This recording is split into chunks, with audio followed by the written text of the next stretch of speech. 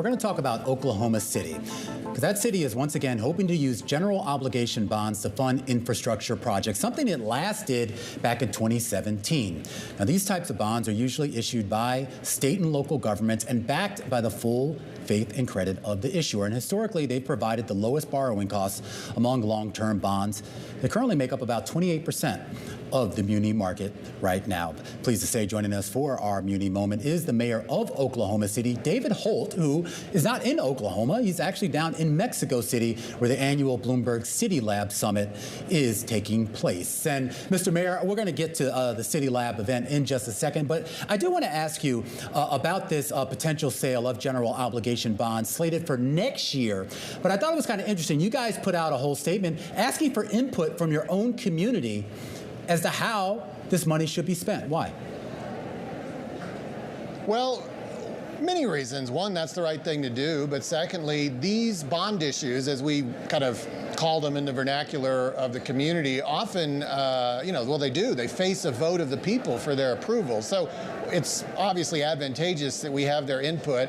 We have done this on a recurring basis about every 10 years. We had a vote in 07, we had a vote in 17, and we do think that the latter part of 25 will be the next one. And this will definitely be a package in excess of $1 billion. And this is really our mechanism for covering our core infrastructure, street resurfacing, bridges, parks, police stations, fire stations. And we've got, excellent bond ratings. That's not always to the advantage of the investor, but you're going to get your money back when you invest with Oklahoma City.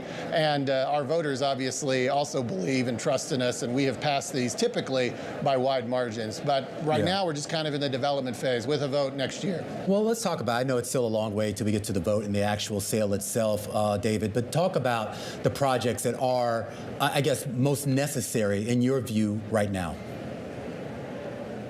Well, we are 620 square miles. And, to put that into some perspective, you could fit like 10 Bostons inside of Oklahoma City. So we are always, trying to squeeze every last penny on street resurfacing. I think that's where most of our money traditionally goes in these bond issues is resurfacing what ultimately comes out to like nearly 10,000 lane miles within the city limits of Oklahoma City. But, through the years, we're making more and more investments in things like public transit, things that maybe we had underinvested in before, things like sidewalks. We'd really stopped building those for half a century. But nonetheless, the vast majority of our money in every one of these bond issues always goes to streets, because we're a city that, for better or for worse, is really built around the automobile, like a lot of southwestern United States cities. I'm curious what you're anticipating in terms of the take-up and the reception to your request for input, young people versus, say, senior citizens, and how involved you think business, the private sector, will be in this. Oh, yeah, great questions. I guess I wouldn't presuppose how they might respond. But we've got a real nice history in Oklahoma City with a lot of public input, and we haven't failed to vote for anything, whether it's one of these bond issues or whether it's a sales tax for our quality of life initiatives.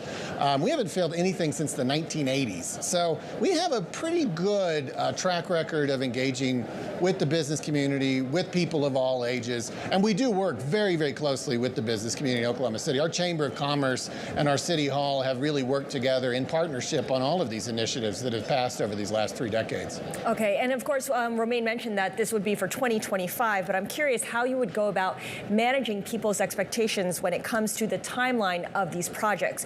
Infrastructure projects, even if it is repaving roads, tend to take longer than a lot of people realize. And especially if it's something bigger, it takes longer and is more disruptive to everyday life. People get invested, but they also get impatient pretty quickly. Yeah, well, when you're mayor, you're often put in the position of saying, hey, orange is the color of progress, as in the orange cones that are all over the town,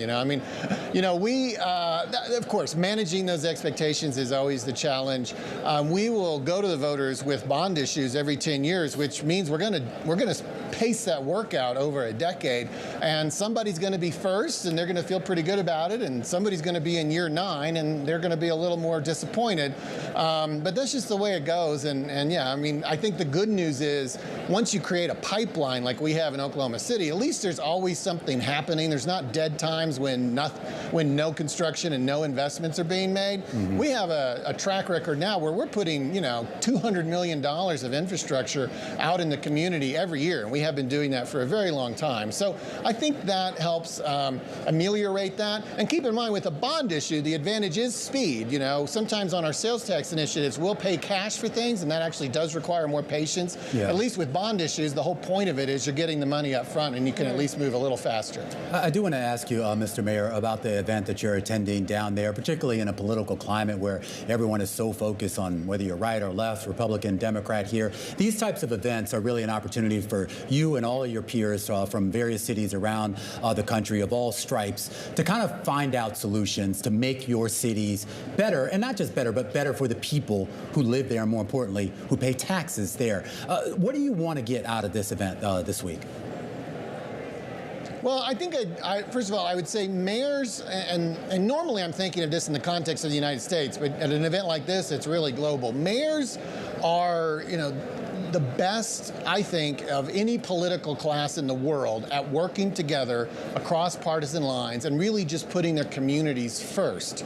And people from America who come to meetings like this might be registered Republicans, might be registered Democrats, but you really can't tell the difference because we're really just trying to work together, learn from each other, borrow best practices. So mayors meet a lot. I'm actually the vice president of the U.S. Conference of Mayors. I'll be the president next year. We have 2 annual meetings, major meetings in the United States.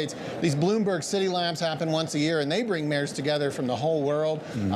I find these to be really instructive and really helpful for my community because I'm learning a lot, taking a lot home, and mayors as a class, nationally and globally, really work together to affect change. And I think we've made a difference in American politics when you look at things like the bipartisan infrastructure law.